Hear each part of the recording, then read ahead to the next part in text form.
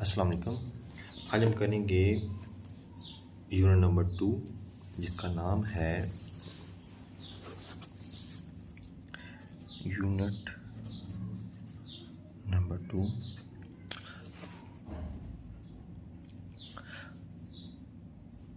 जिसका नाम है quadratic equation and inequality. Quadratic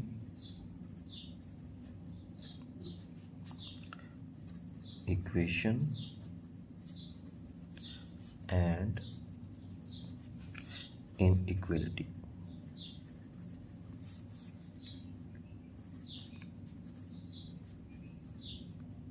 ठीक है, सबसे पहले समझ लेते हैं जी क्वाड्रेटिक इक्वेशन क्या होती है।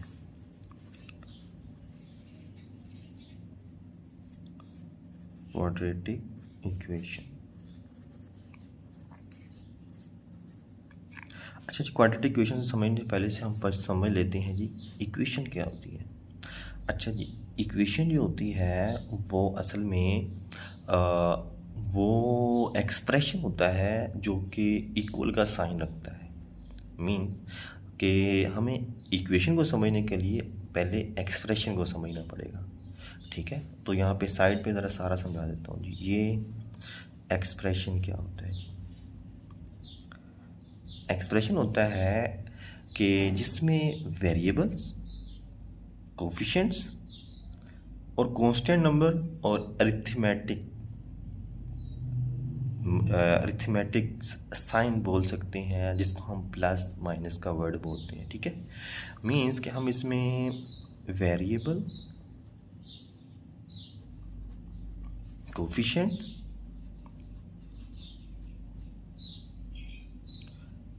कोफिशिएंट्स और अरिथमेटिक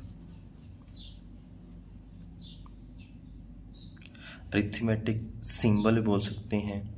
मतलब कि इसमें होते हैं, चलो सिंबल बोल देते हैं इसको। सिंबल में ये होता है कि प्लस माइनस मल्टीप्लाई डिवाइड आ जाता है। ठीक है, और वेरिएबल हमारे पास क्या होगा जी? एक्स, वाई और जेड।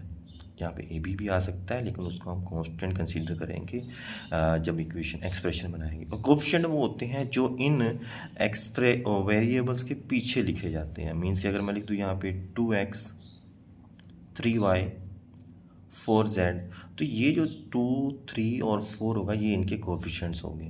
ठीक है, और जो इन वेरिएबल्स की जो पावर होगी, पावर के हिसाब से हम उस इक्वेशन को अलग अलग नाम देते हैं। ठीक है, यहाँ पे हमारे पास क्वाड्रेटिक इक्वेशन है, हम इसको भी डिस्कस करेंगे। अच्छा, जब इन सबको मिलाया जाता है ना, मीन्स के मैं लिख देता हूँ यहाँ पे 2x प्लस यहाँ पे लिख देते हैं जी 2x प्लस 1। ठीक है, ये एक एक्सप्रेशन है। ठीक है, अब एक एग्जांपल देता हूँ। यहाँ पे हमारे पास देखें, हमारे पास है 3y प्लस 5, तो ये भी एक एक्सप्रेशन है। अब अगर मैं यहाँ पे इक्वल लगा के 0 लगा दूंगा ना, तो तब ये आके क्या करेंगे? इक्वेशन बनेगी। क्या बनेगी? इक्वेशन बनेगी। और इक्वेशन में जो वेरिएबल की पावर होती है उसके हिसाब से उसका नाम भी चेंज हो जाता है। ठीक है, और हम यहाँ पे पढ़ रहे हैं क्वाड्रेटिक इक्वेशन। क्वाड्रेटिक का मतलब होता है 2, मतलब कि ऐसा वेरिएबल जिसकी पावर 2 होती है उसको हम क्या बोलते हैं? क्वाड्रेटिक। और उसमें अगर इक्वल का साइन आ जाता है तो हम बोलते हैं क्वाड्रेटिक इक्वेशन। तो पहले हम इसकी डिफाइन देख लेते हैं। अ quadratic equation, a quadratic equation is a second degree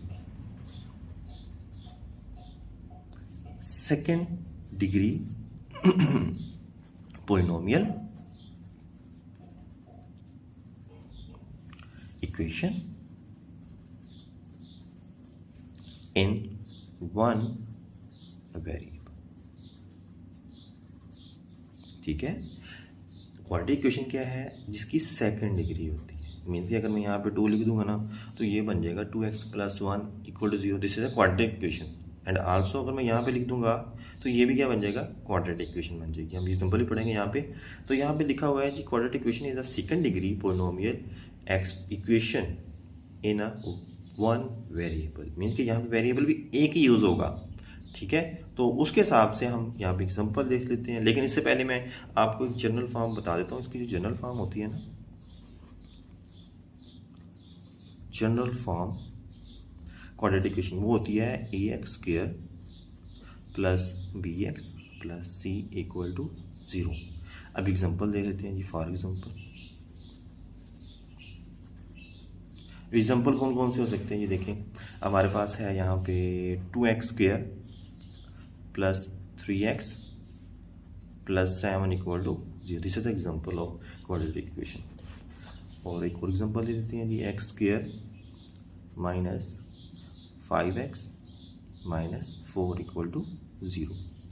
अच्छा जी, इस क्वाड्रेटिक इक्वेशन को सॉल्व करने के लिए ना कुछ फॉर्म होती हैं इसकी, हम वो भी लिख देते हैं यहाँ पे। Solution of quadratic equation of the form. अब कौन कौन सी होती हैं। फर्स्ट नंबर पे है जी हमारे पास factorization method, factorization method.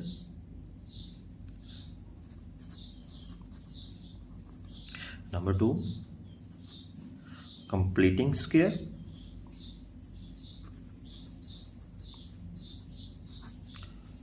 Completing square method बोलते हैं इसको, ठीक है। अच्छा जी, इसके दो ही मेथड होते हैं, फैक्टराइजेशन मेथड और कंप्लीटिंग स्क्वायर मेथड, ठीक है। और एक और होता है, वो मेथड तो नहीं होता लेकिन उसको हम क्या करते हैं, क्वाड्रेटिक इक्वेशन को उसको हम फार्मूले से सॉल्व करते हैं। वो होता है क्वाड्रेटिक फार्मूला, फॉर्म में नहीं आता। क्वाड्रेटिक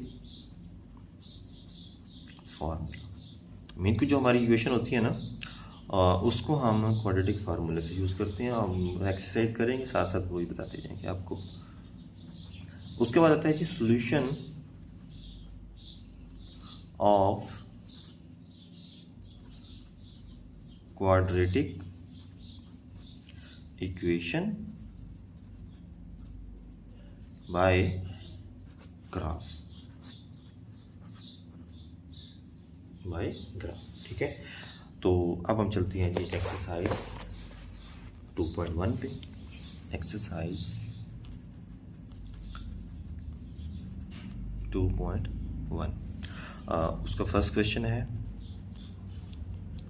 राइट द फॉलोइंग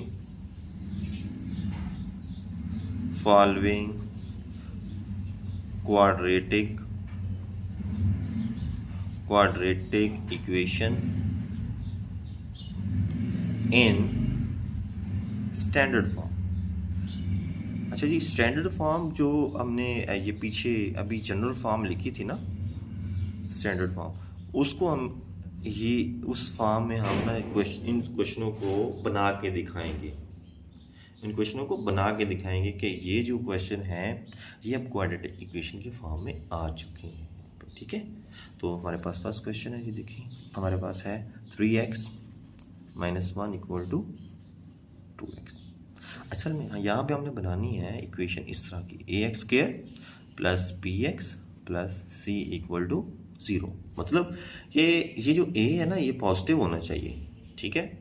और उसी हिसाब से हम नंबर्स को लेफ़्ट से राइट और राइट से लेफ़्ट, और कोई मल्टीप्लाई भी हो के फिर लेफ़्ट से राइट या राइट से लेफ़्ट जाएंगे, उससे हमारा क्या होगा, सोल्यूशन निकलना शुरू हो जाएगा।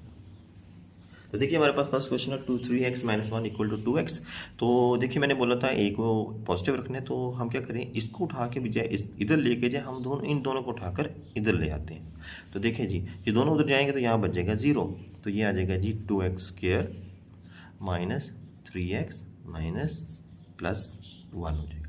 ये पॉजिटिव है, इधर आके नेगेटिव हो जाएगा, ये नेगेटिव है तो इधर आके पॉजिटिव। अब हम इसको इस फॉर्म में लिख देते हैं जी, 2x square minus 3x plus 1 equal to 0। तो ये इसकी आ गई स्टैंडर्ड फॉर्म। अच्छा, उसके बाद देखिए जी question number 2, 2x bracket x plus 1 equal to 4 2x plus 3, तो इसको मल्टीप्लाई कर दें तो ये आ जाएगा जी 2x स्क्वेयर। तो 2x 1 के साथ होगा तो 2x, इधर 4 से मल्टीप्लाई कर दें, 4 to the 8x plus 4 3 the 12।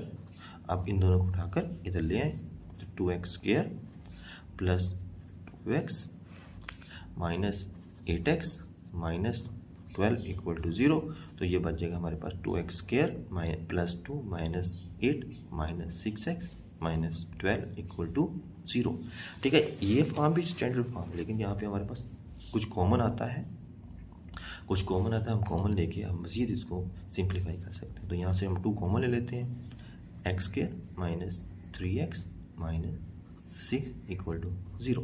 अब दोनों तरफ से 2 से डिवाइड करेंगे तो हमारे पास जो बचेगा रिमेनिंग वो बचेगा हमारे पास ये minus 3x minus 6 is equal to standard form. ठीक है, ऊपर भी हम लिख सकते हैं स्टैंडर्ड फॉर्म, यहाँ भी हम कर देंगे जी स्टैंडर्ड फॉर्म। ठीक है, उसके बाद ये हमारे पास थर्ड क्वेश्चन दिया हुआ जी 2x square minus 4x equal to 4x plus 7। अब देखिए 2x पॉजिटिव है, इन दोनों को उठाकर इधर लिए तो ये आ जाएगा 2x स्क्वेयर माइनस 4x, और ये 4 इधर आके हो जाएगा माइनस हो जाएगा, और ये पॉजिटिव है तो इधर आके ये भी माइनस हो जाएगा इक्वल टू 0। तो ये हो जाएगा जी 2x square minus 4 minus 8x, और ये minus 7 equal to 0। This is the standard form. ठीक है जी, नेक्स्ट हमारे पास है क्वेश्चन नंबर 4। क्वेश्चन नंबर 4 हमारे पास है, वो कहता है 4 bracket 3x plus 2 equal to 9x square. तो देखिए 4 को मल्टीप्लाई कर दें, 4 3 दा 12x plus 8 equal to 9x square. अब हम इन दोनों को उठाकर इधर ले जाएंगे तो यहाँ बचेगा 0, तो यहाँ पे 9x माइनस 12 माइनस 8। ठीक है, अब हम इसको स्टैंडर्ड फॉर्म में लिख देते हैं जी, मतलब कि तरतीब से साफ लिख देते हैं, जैसे a x square plus b x plus c is equal to 0। तो यहाँ आएगा 9x square minus 12 minus 8 equal to 0। This is the standard form. उसके बाद है जी क्वेश्चन नंबर 4। क्वेश्चन नंबर 4 है जी हमारे पास 2x plus 1 over x equal to 5 minus 1 over x। अब हमारे पास पहले जो 3-4 क्वेश्चन आए हैं वो ऐसे आए हैं कि सीधे सीधे मतलब कि फ्रैक्शन फॉर्म नहीं थी। अब यहाँ पे हमारे पास आ रही है फ्रैक्शन फॉर्म, मीन्स कि इसमें कुछ डिनोमिनेटर आ रहा है, तो हम उसको ख़त्म करने के लिए उसको या तो एलसीएम ले लेंगे, वो नंबर्स में होता है, या हम क्या करेंगे उनको दोनों तरफ से मल्टीप्लाई कर देंगे। जैसे कि यहाँ पे हमारे पास x है, यहाँ भी x है। अब हम क्या करेंगे, इस ये जो फ्रैक्शन ख़त्म करने के लिए हम दोनों तरफ x से मल्टीप्लाई कर देंगे। तो हम लिखेंगे multiply by x both side करेंगे तो यहाँ पे हमारे पास आ जाएगा जी x multiply 2x plus x multiply 1 over x is equal to x multiply 5 minus x multiply 1 over x। तो देखिए जी 2x और x होगा तो ये हो जाएगा जी 2x स्क्वेयर, ये इससे कट जाएगा, यहाँ बच जाएगा जी 1 इक्वल टू हो जाएगा जी 5x, और ये x से कट जाएगा तो यहाँ बच जाएगा जी -1। ठीक है, अब हम इन दोनों को उठाकर इधर ले आएंगे तो ये आ जाएगा जी 2x स्क्वेयर माइनस 5x, और ये +1, और ये नेगेटिव इधर आके क्या हो जाएगा पॉजिटिव हो जाएगा इक्वल टू 0। तो फाइनल आंसर हमारे पास आएगा 2x minus 5x plus 2 equal to 0। This is standard form. उसके बाद है क्वेश्चन नंबर 6, लास्ट पार्ट है इसका, 6x plus 6 over 20 minus x equal to 1 over x। अब देखें ऊपर था हमारे पास के दोनों में x था, तो जो इसका एलसीएम आया x ही आया, लेकिन यहाँ पे हमारे पास डिफरेंट है, तो हम क्या करेंगे दोनों तरफ मल्टीप्लाई करेंगे 20 माइनस x और इस x को, तब जाके इसकी फ्रैक्शन ख़त्म होगी। तो हम लिखेंगे multiply by x multiply 20 minus x, ठीक है जी।